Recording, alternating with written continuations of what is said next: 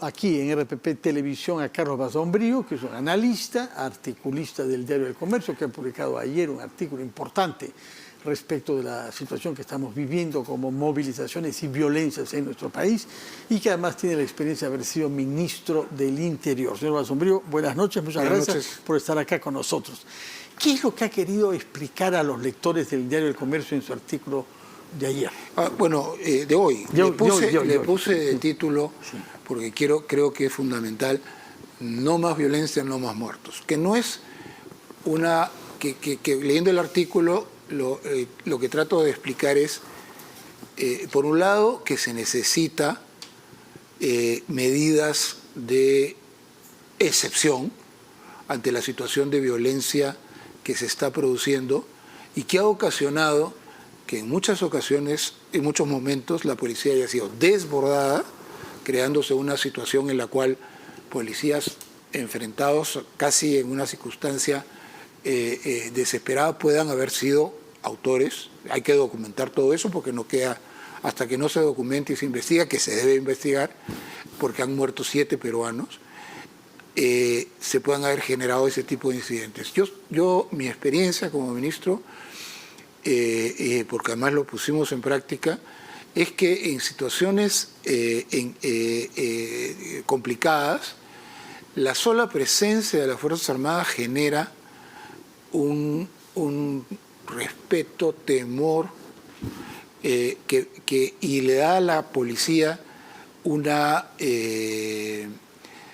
cobertura de tranquilidad, de retaguardia, de proteger aeropuertos, etcétera, que le permite a la policía concentrar sus recursos en imponer el orden público, pero sin que muera gente. Yo creo que ese es el objetivo fundamental que debemos tener. ¿Era necesario por eso proclamar el estado de emergencia como ha hecho el gobierno el día de hoy? ¿No comparte usted todos los temores y las reservas que la congresista Ruth Luque ha expresado como una medida no democrática, según ella? El concepto, a ver, con todo respeto, el concepto que ellos manejan de democracia es bien relativo, ¿no? Lo acomodan mucho a lo que pueda convenirles. El hecho de que el gobierno, que yo considero un gobierno legítimo, luego una asociación constitucional, tome medidas escritas en la Constitución taxativamente, Fernando, y tú que conoces muy bien, en todo el mundo hay estados de excepción, en todas las democracias, salvo en las dictaduras donde el estado de excepción es lo que rige, y ellos se les entusiasman bastante algunas, ¿no? Nicaragua, Cuba, Venezuela, esas les entusiasman bastante y las consideran democracia. Entonces, yo la verdad que tengo una visión diferente sobre eso. Son medidas constitucionales. En segundo lugar, por más impactantes que sean, que son impactantes, por más reflexión que debemos hacer sobre lo que está ocurriendo y tener prudencia en una serie de temas que podemos conversar, estamos hablando de minorías relativamente pequeñas en relación al resto de los ciudadanos del Perú.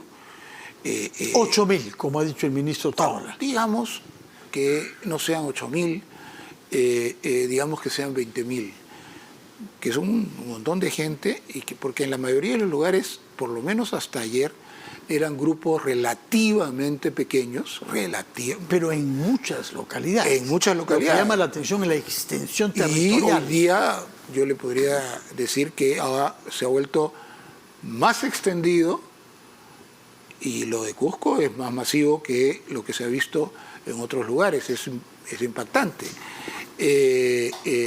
Pero siguen siendo minorías violentas, que actúan violentamente, no todos, pero hay una intención de ejercer violencia por parte de los promotores que hacen violencia, que queman locales de todo tipo. La mayoría de las veces cuando queman locales del Ministerio Público o del Poder Judicial, más que una protesta contra el Ministerio Público, Poder Judicial, es hacer desaparecer algunos documentos. Delincuentes que contratan vándalos para que, a ver si los expedientes que los complican puedan desaparecer. Demasiadas casualidades hay sobre eso. Pero pongamos el caso de Espinar hoy día. Han quemado la municipalidad. ¿Qué tiene que ver la municipalidad de algún problema local? dificultades locales. La señora Ruth Luque, que es cusqueña y que habló sobre Espinar, mencionó conflictos territoriales. Ya, pero los conflictos territoriales en Espinar que deben existir tienen que ver también con la presencia de mineros ilegales y ella dijo no saber mucho sobre eso. Siempre es conveniente no saber mucho. Yo le pregunté específicamente porque lo que llama la atención es que el epicentro haya sido Andahuaylas. 6 muertos ahí comenzó la intensidad de este movimiento y es una zona con mucha actividad de minería ilegal. Por supuesto. A ver, yo creo que hay participación. A ver, el otro gran motor es los maestros FENATEP, CONARE, digamos, en su época, ahora FENATEP, también, y yo puedo dar testimonio de la similitud de las estrategias que hubo en la huelga de entonces con las que se están ocurriendo ahora. La huelga del año 17, la que propulsó a la escena nacional a Pedro Castillo como dirigente sindical. Toma de aeropuertos, destrucción de oficinas públicas, ataque a instalaciones estratégicas como hubo en ese entonces a 2 centrales eléctricas, cosas que se han reproducido en esta ocasión. Me parece que por ahí... Pero ¿por qué es que no hay detenidos de ese mundo gremial, sindical y de maestros, si fuera el caso, que tienen un rol protagónico? ¿Por qué es que la policía no nos ha presentado a tales y cuales dirigentes, a tales y cuales... Yo creo que hay 2 razones. Sí. Porque se habla muy en genérico, 2 razones. Pero queremos ver las caras y saber qué trayectoria tienen estas personas. Totalmente de acuerdo contigo. Hay 2 razones. Uno, habría que decirlo, ineficiencia, que no lo han podido lograr. Y la otra es porque mucha de esta gente tira la piedra y esconde la mano. Bueno, pero hay que capturarlos. Claro, pero eso requiere... Ahora se ha capturado a un muchacho en el centro de Lima que disparaba piedras peligrosamente contra un auto de la policía.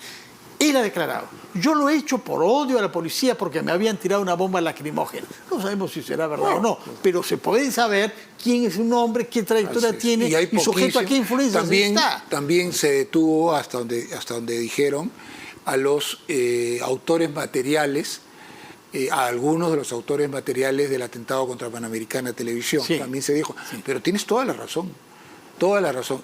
Y creo que esa ineficiencia tiene que ver con desborde y que tiene que ver con el hecho de que, digamos, no han estado lo suficientemente apoyados, primero por la sorpresa, ¿no? Son comisarías pequeñas en muchos lugares, etcétera. Primero por la sorpresa y después por una circunstancia bien complicada. Es un gobierno que tiene 4 días o 5 días de funciones, bueno, una semana pongamos, que además ha estado muy vacilante al inicio de cómo actuar. La señora presidenta ha ido para adelante y para atrás y para adelante y para atrás en los temas de control del orden público de una manera que desorientan a los propios operarios policiales. Ella dijo, el general de la región policial de Lima dijo que iban a usar perdigones. No entro a la discusión sobre los perdigones. Sí, son peligrosos, sí. Son los peligrosos, sin duda son peligrosos. Y ella después sale y dice, no se va a usar perdigones. Y hoy día sale a decir que lo que ella dijo se refería a las pacíficas, pero que en la violenta sí se va a usar perdigones. Entonces, creo que hay todavía mucha desorganización, mucha desorientación, mucha lentitud para tomar decisiones. Ahora, el ministro Otárola creo que está cumpliendo un rol muy positivo. Y usted conoce al ministro del Interior también, porque era un general destacado de la policía cuando usted estaba ahí. Ahora, Cervantes, ¿no? Sí, es un buen oficial de la policía. Ojo, no hay una... ¿Cómo decirlo? Eso no lo hace, y para empezar en el primer día de su gestión, un experimentado ministro del Interior, como no lo hace. Y por eso es que Otárola, un ministro de Defensa... Que ya ha sido... en la práctica ha asumido el conjunto. Y ha sido viceministro también del Interior. Este señor, el ministro del Interior, digamos, si las cosas se vuelven normales, esperemos que haga una gestión buena, ¿no? En su artículo usted hace una frontera sumamente, me parece, útil sobre lo que puede ser negociable y lo que no es negociable con las protestas sociales. Díganos, por favor, qué está en el lado de lo negociable y qué está en el lado de lo no negociable. A ver, son básicamente, las demandas son cierre del Congreso, adelanto de elecciones, libertad de Castillo y asamblea constituyente. Adelanto de elecciones ya está en la escena, ojalá se concrete, porque creo que hay todavía muchas dudas y es peligroso que no se vaya a concretar, e incluso ya, y la otra es cierre del Congreso, que es un paquete que viene junto. Sí. Eso es negociable, además, ni siquiera con los que están haciendo violencia, con el país. El adelanto de elecciones, en la última encuesta del IDP, pone, en el caso de que el señor Castillo sea vacado, lo que fuera, ¿qué habría que hacer? Convocar nuevas elecciones, 80 y pico, o 70 y pico %, que gobierne Dina Boluarte 3%. Entonces, esa sensación, ese anhelo ciudadano es negociable, pues, ¿no es cierto?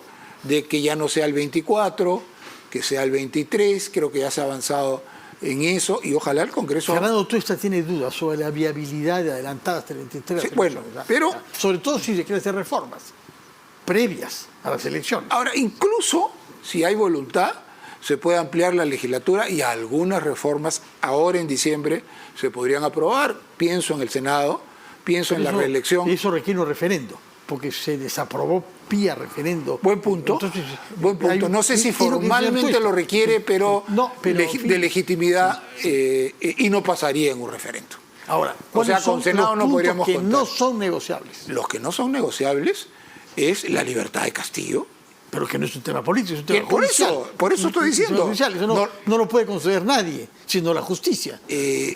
Ha habido declaraciones de la presidenta, la cito, espero que haya cambiado de opinión, asumo que sí, que dijo que ella iba a ir a visitar al presidente Castillo y que el tema del asilo, ya detenido, con 2 o 3 días de detenido, el tema del asilo era un tema entre México y un asunto mexicano, como si se pudiera entregar a un procesado de la justicia. No se puede, no. No se puede. Eso no es negociable. No es negociable. Es un tema judicial. Y la otra que no es negociable es la Asamblea Constituyente, porque no hay los mecanismos para hacerlo constitucionalmente. Y hay una solución muy sencilla para eso. Si ellos están tan seguros que todo el país, o el 80% del país, lo único que quiere la Asamblea Constituyente, se acabó el problema para ellos. Nuevas elecciones y todo el país va a votar por los que propongan una Asamblea Constituyente. Creo que no va a ser así. Pero ahí se descubre pues, que eso o lo imponen por la fuerza o no es ganable en términos de votos. O sea, si Juan Pérez postula a la presidencia señalando que lo que el Perú necesita como única cosa es una asamblea constituyente, etcétera, y obtiene una mayoría en el Congreso, porque el país supuestamente están todos por la asamblea constituyente, y gana la segunda vuelta, lo consiguieron por métodos democráticos, pero no nos lo pueden imponer por la violencia. O sea, su tesis es, si están tan seguros de que el objetivo que da cohesión a este movimiento popular de protesta es una asamblea constituyente, bueno, postulen a las elecciones con ese... Pero evidentemente, y luego veremos. Evidentemente, eso es una afirmación que yo puedo plantear retóricamente, sí, pero no está en la agenda de ellos. Por supuesto. Carlos Basombrío, muchas gracias por sus explicaciones y por el artículo que ha escrito, que nos ha permitido reflexionar con serenidad sobre un tema complejo que tiene efectivamente aspectos diferentes, que ha sido diferenciado entre lo negociable y lo no negociable por Carlos Basombrío. Muchas gracias y muy buenas noches.